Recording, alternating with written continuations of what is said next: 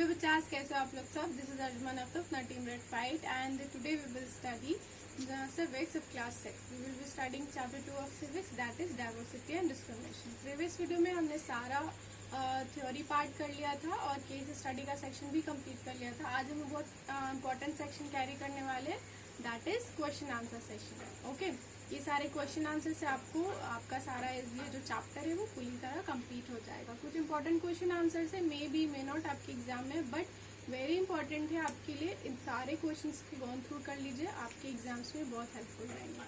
So let get started with a pen and paper. एक pen और paper लीजिए और सबको नोट डाउन करिए. एंड यस, मैं हिंट दूंगी, पैटर्न बताऊंगी, थोड़ा बहुत आंसर बताऊंगी. पूरे के पूरे आंसर मैं कंडक्ट नहीं करूंगी. आपको ये कैसे आंसर करना है ये मैं जरूर बताऊंगी, और जो क्वेश्चन टफ है उसके आंसर मैं बताऊंगी. Don't worry. चलो स्टार्ट करते हैं हमारा question answer session. So let get start with question number 1. What are the negative aspects of the diversity?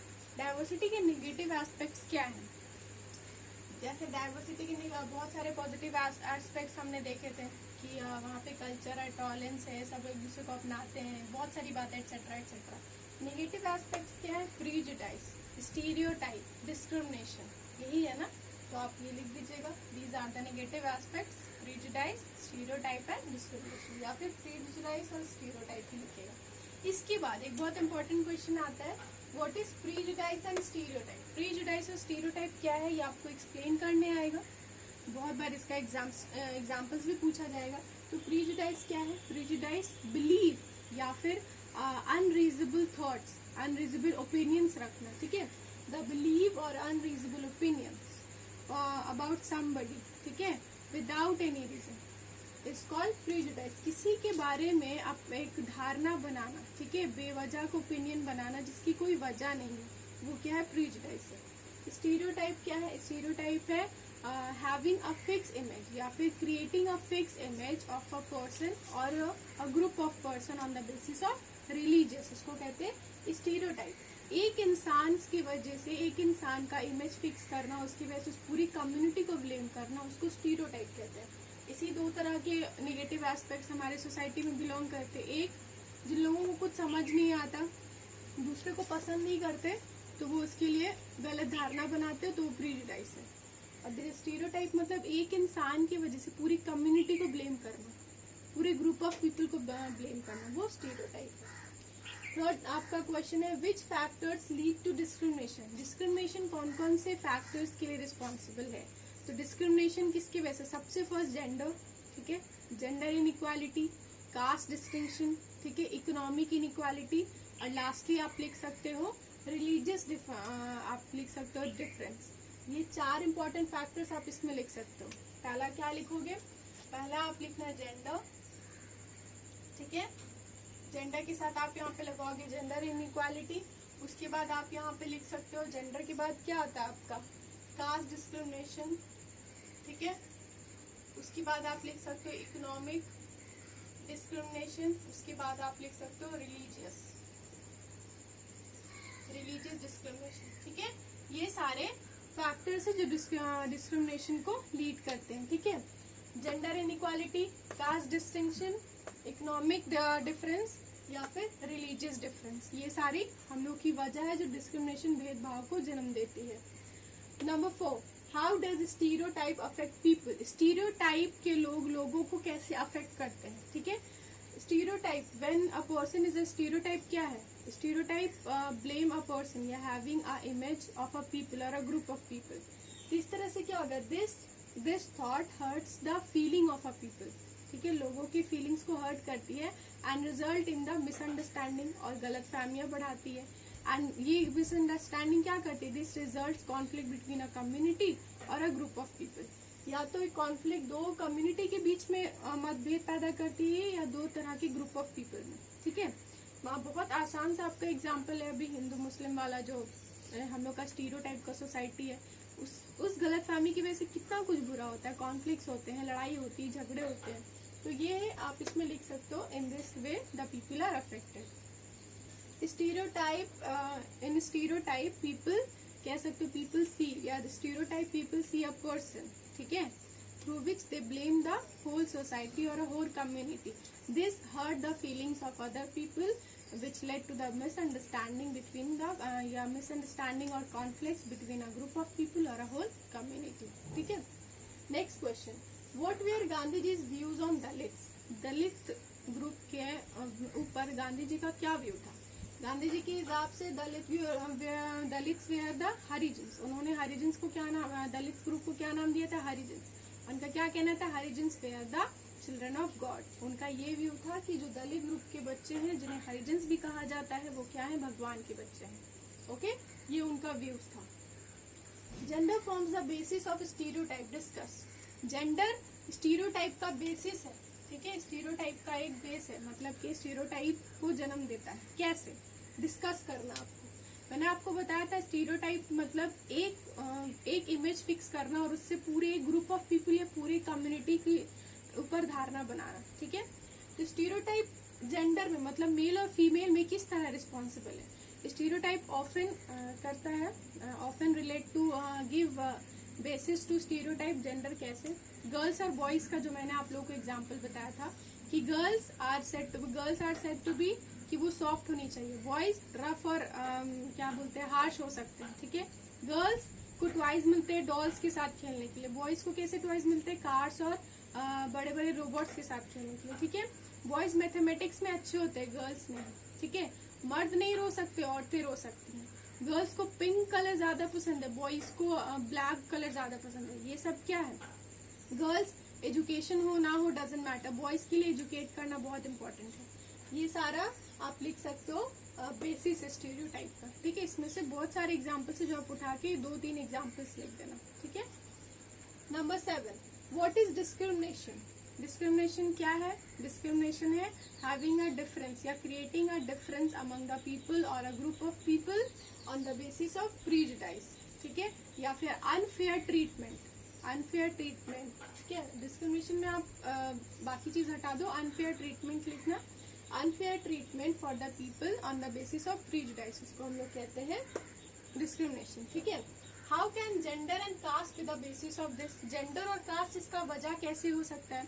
तो जेंडर में डिस्क्रिमिनेशन आप लिख सकते हो कैसे? मेल और फीमेल वाली बात कि मेल को ज्यादा सैलरी मिलती है और as compare to female.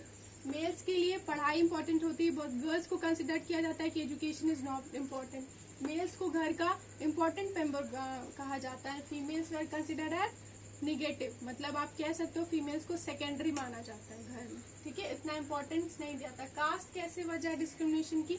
On the basis of caste बहुत जगह पे क्या होता है, लोगों को छाट दिया जाता है. वो चीज आप यहाँ पे एक्सप्लेन करना, ये आंसर आपका कंप्लीट हो जाएगा. नेक्स्ट है write a note on doctor B R Ambedkar. जो हमने केस स्टडी किया था डॉक्टर बी आर अम्बेडकर में, उसके कुछ पॉइंट्स आपको याद ही होंगे, वो उठा के इसमें लिख दीजिए. 2 मार्क्स का है, तो अगर 2 मार्क्स का है तो 3 to 4 लाइन्स लिखिए. ठीक है, उतना में आपका बन जाएगा. क्या लिखिएगा? इनके बारे में लिखिएगा, पूरा नाम लिखिएगा, इन्होंने कहाँ जन्म लिया था. ठीक है, उसके बाद आप वो पॉइंट लिख सकते हो कि he is considered as a architect of Indian constitution. इन्होंने डिप्रेस क्लास के लिए क्या क्या काम किया वो लिख सकते हो. तो इससे आपका शॉर्ट नोट बन जाएगा. Discuss 5 fundamental rights. यहाँ पे 5 फंडामेंटल राइट्स को डिस्कस करना, सॉरी 6 फंडामेंटल राइट्स. हमारे इंडियन कॉन्स्टिट्यूशन में मैंने मेजर 6 फंडामेंटल राइट्स दिए हैं जो सभी इंडिविजुअल के लिए एक जैसे हैं. जैसे right to freedom, right to equality, है ना. ये सारे जितने भी राइट्स हैं आप यहाँ पे लिखिएगा एक एक को, और सबके बारे में एक एक लाइन लिखिए. जैसे right to freedom, everybody in our Indian constitution everybody has the freedom to live, to go anywhere. ठीक है, राइट टू फ्रीडम, ही और she can do anything. Right to equality, everybody is equal. ठीक है, तो ये सारा बात आप जितने भी 6 फंडामेंटल राइट्स है उसमें फिर एक एक लाइन लिख दीजिएगा, जिससे आपका ये डिस्कस जो है ना, डिस्कस मतलब होता है उसके बारे में कुछ कहना. तो ये क्वेश्चन आपका उस तरह से सॉल्व होगा. सिर्फ 6 फंडामेंटल राइट्स मत लिख देना, उससे तो होगा what are the fundamental rights. तो हमने 6 राइट्स लिख दिए. यहाँ पे कह रहे हैं डिस्कस करना, तो सबके बारे में एक एक लाइन लिख देना. आई होप आप सबकी बुक में वो एक एक लाइन होगा. What is preamble? प्रियम्बल क्या है? मैंने आप लोगों को स्टार्टिंग में बताया था प्रियम्बल क्या है. The introduction of a constitution is known as preamble. Constitution का जो इंट्रोडक्शन है, जो समरी जो होता है, उसको हम लोग प्रियम्बल कहते हैं. What is the importance of article 17 and article 46? Indian constitution में आर्टिकल 17 और आर्टिकल 46 का क्या महत्व है, क्या इंपॉर्टेंस है? तो आर्टिकल 17 का क्या इंपॉर्टेंस है? आर्टिकल 17 के under in our Indian constitution under the article 17 untouchability को क्या किया गया है? एक पनिशेबल ऑफेंस बना दिया गया है कि अब अगर कहीं पे भी अनटचेबिलिटी होगी तो उसके लिए लोगों को सजा होगी, उसे इलीगल बना दिया गया है। एंड आर्टिकल 46 के अंदर क्या किया गया? आर्टिकल 46 के अंदर हर स्टेट को ये ऑर्डर दिया गया है कि state have to promote education और common interest, social interest of the weaker society. Weaker section के जितने भी लोग हैं उनके एजुकेशन के और उनके जो कॉमन इंटरेस्ट उस पर खास ध्यान दिया जाए, ठीक है। एंड शैल प्रोटेक्ट देम, और उन्हें बचाया जाए from every type of exploitation, हर तरह के एक्सप्लॉयटेशन से, और सोशल जितने भी उनके साथ इनजस्टिस होता है। तो ये आर्टिकल 46 के अंदर है, ठीक है। ये दोनों बात क्लियर हो गई, ये दोनों पॉइंट आप इसमें लिख दीजिएगा। स्टार्ट कीजिएगा। Under in our Indian constitution under article 17, ठीक है। यहाँ पे भी in our Indian constitution under article 46, उसके बाद अपना आंसर लिखना। 11 Gandhi ji was a social reformer discuss. Gandhi ji एक सोशल रिफॉर्मर थे, डिस्कस कीजिए, ठीक है। तो ये आपको बताना, गांधी जी के बारे में शॉर्ट नोट्स नहीं लिखना है यहाँ पे, रिमेम्बर यहाँ पे आपको गांधी जी के बारे में शॉर्ट नोट्स नहीं लिखना है। वो एक सोशल रिफॉर्मर है, आपको इस बात का यहाँ पे जानकारी देना है, इन्फॉर्मेशन देना है। कैसे? सबसे पहले आप लिखिएगा Gandhi ji, he was known as the father of the nation, ठीक है।